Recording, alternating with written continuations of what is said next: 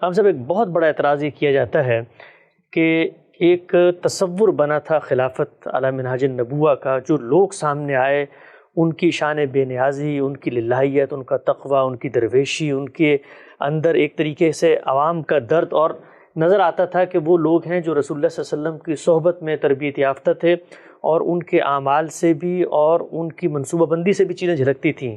کہا جاتا ہے کہ جس وقت سیدنا امیر معاویہ نے عنان حکومت سنبھالی، اس کے بعد سے جو کچھ ریاست اور سیاست اور کلچر اور جو چیزیں سامنے تھیں، اس کا اس خلافت سے کوئی تعلق نہیں تھا۔ میں ایک چھوٹا سا اقتباس آپ کی خدمت میں رکھتا ہوں۔ مولانا سید ابو اللہ صاحب مودودی لکھتے ہیں کہ دوسری نمایاں تبدیلی یہ تھی کہ دور ملوکیت کے آغاز ہی سے بادشاہ قسم کے خلفاء نے کیسر و کسرا کا سا طرز زندگی اختیار کر لیا، اور اس طریقے کو چھوڑ دیا جس پر نبی صلی اللہ علیہ وسلم نے چاروں خلفائے راشدین نے زندگی بسر کرتے تھے۔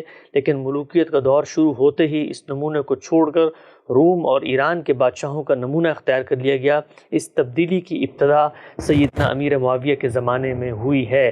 یہ بتائیے گا ہم صاحب، اگر اتنی اچھی نیت تھی، اتنا سدید مقصد تھا، اور وہی کچھ تھا کہ جی سیدنا عثمان کے قاتلین کا بدلہ بھی لینا ہے، اور جیسے معاملات چل رہے تھے اسی کو آگے لے کر چلنا ہے، تو جو کچھ نتیجہ بعد میں نکلا وہ نتیجہ تو عقل کہتی ہے کہ پھر حکومت میں آنے کا مقصد کچھ اور ہونا بظاہر نظر آتا ہے نا، کیونکہ اس کے بعد جو کچھ ہوا وہ تو وہ نہیں تھا جو پیچھے ہو رہا تھا۔ کیا نتیجہ نکلا؟ صحابہ کرام کو جب حکومت ملی تو عرب کا ایک تمدن تھا، خود رسالت مآب صلی اللہ علیہ وسلم اسی تمدن میں پیدا ہوئے، اس کے لحاظ سے لوگوں کے رہن سہن کی بھی ایک حد تھی۔ جیسے جیسے سلطنت پھیلتی چلی گئی، عراق کے، شام کے، ایران کے علاقے اس کے ساتھ شامل ہوئے، تو دوسرے تمدن سے بھی لوگوں کو واسطہ پڑا، اس کے اثرات سب کی زندگیوں میں ہوئے۔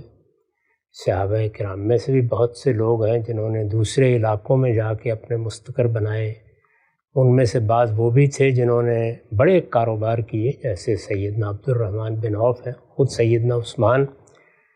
ابو بکر و عمر نے جو زندگی اپنے لیے اختیار کی، وہ اس میں کوئی شبہ نہیں کہ بادشاہی میں فقیری کی زندگی تھی، لیکن کیا اس کا نام خلافت راشدہ ہے؟ یعنی خلافت راشدہ تو اس لیے خلافت راشدہ ہے کہ اس میں اعلیٰ اخلاقی اصولوں کو برتری حاصل رہی، دین پیش نظر رہا، دین کے حدود کی پاسداری قائم رہی، لوگوں کو عدل دیا گیا۔ اللہ تعالیٰ نے قرآن مجید میں جو بات کہی ہے وہ خواہ اس موقع پر پڑھیے جہاں سیدنا داؤد کو حکومت حاصل ہوئی، یا اس موقع پر پڑھیے جہاں مسلمانوں کو سورہ نساء میں بتایا گیا ہے، تو جس چیز کو معیار کے طور پر پیش کیا گیا ہے، یعنی خلافت علی منہاج النبوہ میں جو چیز معیار کی حیثیت رکھتی ہے وہ یہ ہے کہ تم ہر فیصلہ میرٹ پر کرو گے، ان تودوا الامانات الی اہلہا، اور دوسرے یہ کہ عدل کرو گے۔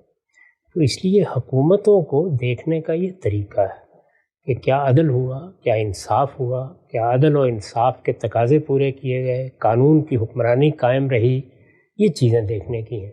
دین کے فرائض کا اہتمام ہوا، کبائر سے اجتناب لوگوں نے کیا، اس کو بنیاد بنا کر کسی حکومت کا فیصلہ کیا جائے گا۔ یہ اس کی ایک مثالی صورت ہے کہ حکمرانوں نے ابو بکر و عمر بن کے دکھا دیا۔ ابو بکر و عمر تو انسانی تاریخ میں روز روز منصہ عالم پر نمودار نہیں ہوتے، اس طرح کی غیر معمولی شخصیات کبھی کبھی پیدا ہوتی ہیں۔ اس کو خلافت یا خلافت راشدہ کے لیے معیار نہیں بنانا چاہیے، ورنہ یہ ماننا پڑے گا کہ سیدنا سلیمان اور سیدنا داؤد انہوں نے اصل میں کیسر و کسرا کی روایت قائم کی تھی، کیونکہ یہ تو بعد میں آئے ہیں۔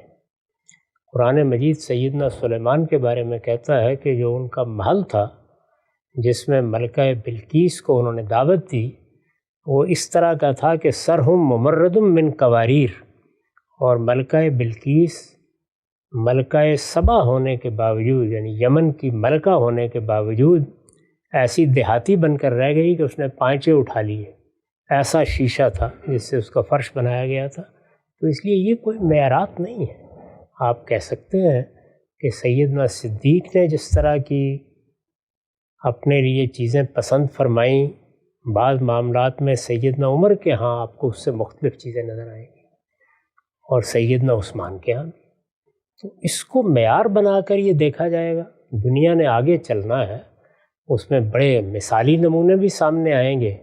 کچھ لوگ فقر و درویشی کو حکومت کرنے کے لیے ایک مثالی چیز سمجھیں گے، اور کچھ سلیمان و داؤد کے طریقے کا طرز عمل اختیار کر کے بھی لوگوں کو عدل فراہم کریں گے۔ تو اصل چیز جو معیار ہے وہ عدل ہے، قانون کی حکمرانی ہے، وہ چیزیں ہیں جو ایک حکومت کو راشدہ حکومت بناتی ہیں، ان چیزوں کو سامنے رکھنا چاہیے۔ یہ ایسے ہی ہے جیسے کہ بہت سے لوگ ہیں کہ وہ جب علماء کو دیکھتے ہیں تو ان کی طبائع کے فرق کو بھی بعض اوقات نظر انداز کر دیتے ہیں۔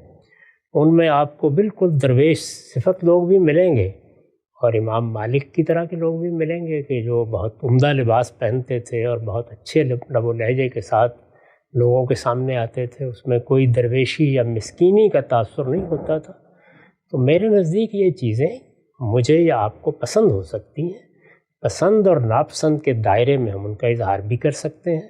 یہ بھی کہہ سکتے ہیں کہ جو مسلمانوں کے حالات تھے ان کا لحاظ کرتے ہوئے درویشی کا طریقہ ہی صحیح تھا، اور یہ بھی کہہ سکتے ہیں کہ حالات بدل گئے، حکومت قائم ہو گئی، سلطنت بہت عظیم سلطنت تھی، عام خوشحالی تھی، اس میں حکمرانوں کے ہاں بھی بعض چیزیں آ گئیں۔ دیکھنا یہ چاہیے کہ انہوں نے بیت المال کے ساتھ کیا معاملہ کیا، لوگوں کو انصاف دیا، قانون کی حکمرانی قائم کی۔ یہ کوئی بھی نہیں کہتا کہ سیدنا صدیق اور سیدنا فاروق اور سیدنا عثمان ایک ہی درجے میں تھے۔ سب کے رہن سہن میں، سب کے معاملات کرنے میں، سب کے چیزوں کو دیکھنے میں، سب کے تقرر کرنے میں، سب کے اجتہادات میں بہت فرق نظر آئے گا۔ تو کسی ایک چیز کو مثال بنا کر آپ دوسروں پر تان نہیں کر سکتے، بلکہ اس تنوع کو قبول کرنا چاہیے کہ حکمرانوں کے ہاں یہ ساری چیزیں نمایاں ہو سکتی ہیں، علماء کے ہاں بھی ہو سکتی ہیں، قوم کے رہنماؤں کے ہاں بھی ہو سکتی ہیں۔ بنیادی حقائق کو دیکھنا چاہیے جو قرآن نے بیان کر دیے ہیں۔ تو وہ بنیادی چیزیں جو قرآن نے بیان کی ہیں، میں نے ان کو اپنی کتاب میزان میں قانون سیاست کے زیر عنوان واضح کیا ہے۔ اس میں اصل ذمہ داری کیا ہے؟ عدل قائم کرنا، اور تمام فیصلے میرٹ کی بنیاد پر، استحقاق کی بنیاد پر کیے جائیں۔ اور جو دینی ذمہ داریاں ہیں وہ بھی قرآن نے بیان کر دی ہیں، یعنی معروف کی تلقین کی جائے، منکر سے لوگوں کو روکا جائے، نماز کا اہتمام ہو، زکوٰۃ پر نظم چلایا جائے۔ اس میں کوئی تغیر آیا، کوئی تبدیلی آئی تو بتائیے۔ اسی طریقے سے نظام چل رہا تھا۔ باقی یہ کہ اگر حکمرانوں کے رہن سہن میں کچھ تبدیلی آئی یا تغیر آیا تو اس کو طبائع پر، حالات پر محمول کرنا چاہیے، اور اس میں لوگوں کے اذواق بھی مختلف ہو سکتے ہیں۔ یہ ایسی چیزیں نہیں ہیں کہ انہیں خلافت راشدہ یا خلافت راشدہ نہیں رہی اس کا معیار بنا کے پیش کیا جائے۔ وہ ایک مثالی حکومت تھی، کوئی شبہ نہیں ہے۔ اور مثالی حکومت کس معنی میں تھی؟ اشخاص مثالی تھے۔ چنانچہ بعد میں بھی سیدنا عمر بن عبدالعزیز کے ہاں ہم نے اس کی ایک جھلک دیکھی۔ ایسے بادشاہ بھی بعد میں ہوئے ہیں جن میں درویشی کی خوبو تھی، تاہم یہ کوئی معیار نہیں ہے۔ یہ کہنا چاہیے کہ ہر جگہ پر درجات ہوتے ہیں، اور جو سیدنا صدیق اور سیدنا عمر کا درجہ ہے، کون کہتا ہے کہ باقی لوگ ان کے مقابل میں آ گئے تھے؟ وہ تو ایک خواب ہی ہے جو دیکھا جا سکتا ہے۔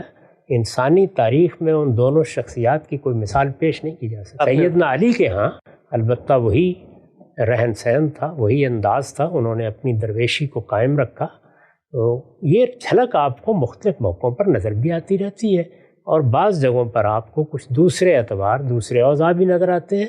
ان میں کہاں جا کر معاملہ اس درجے سے نیچے گر گیا ہے جو کم سے کم درجہ میں نے بیان کر دیا، اور کہاں بات آسمان پر پہنچ گئی ہے۔